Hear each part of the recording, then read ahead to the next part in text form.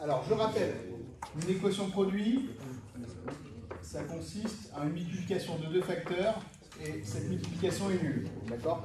C'est ce qu'on appelle une équation produit nul. Donc, du coup, il faut bien savoir que c'est équivalent à A égale 0 ou bien B égale 0. D'accord? Un produit de facteurs est nul si et seulement si l'un des deux est nul. Donc ça, il faut vraiment bien le savoir par cœur. Alors du coup, on va appliquer ça dans quel exercice?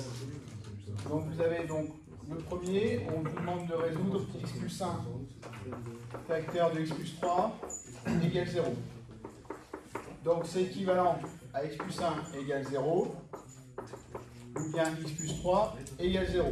Donc c'est équivalent à x égale moins 1 ou x égale moins 3. Donc du coup j'ai deux solutions. Donc moins 1, moins 3 au premier. Moins 3 en premier, moins 1, on les met bien dans l'ordre croissant. D'accord. Ensuite pour le B, alors c'est le D pardon qu'on fait. Alors pour le D. Alors donc ça fait moins 1 plus 4x. Facteur de 1 plus 4x, du coup qui est égal à 0. Donc ça fait du coup, alors, donc ça fait moins 1 plus 4x, donc qui est égal à 0, ou bien 1 plus 4x qui est égal à 0. Donc ça fait 4x qui est égal à 1, ou bien 4x qui est égal à moins 1. Donc du coup, je vais avoir x égale 1 sur 4, ou bien x égale moins 1 sur 4. Donc j'ai deux solutions, moins 1 quart, 1 quart. Ok. Ensuite, pour la G, alors pour la G, moins 1 plus 4x au carré.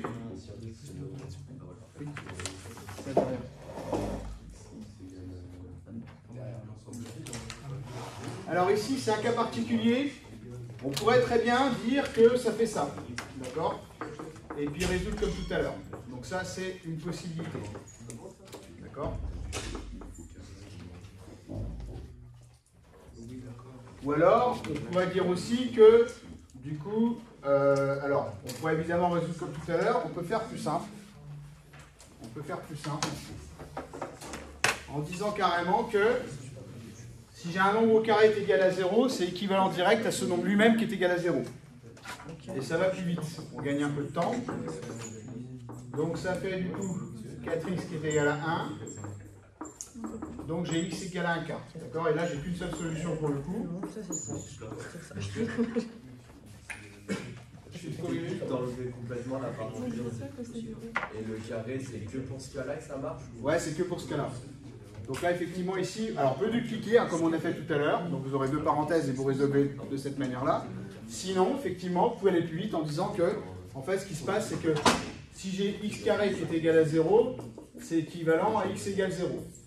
D'accord? Donc c'est ça qui permet de m'en sortir. Je termine le dernier. Alors, donc le dernier, c'est h. Alors h, il y a trois facteurs qui se multiplient, mais ça ne change rien du tout, ça va être la même méthode. Donc ça fait 4 moins 2x qui est égal à 0.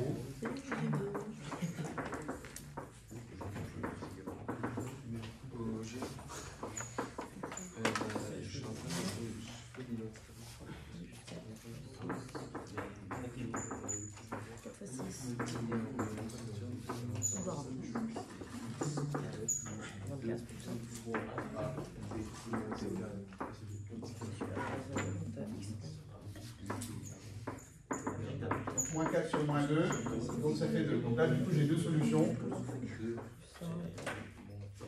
Alors, les deux solutions, du coup c'est 0, 2, 1,5. Voilà.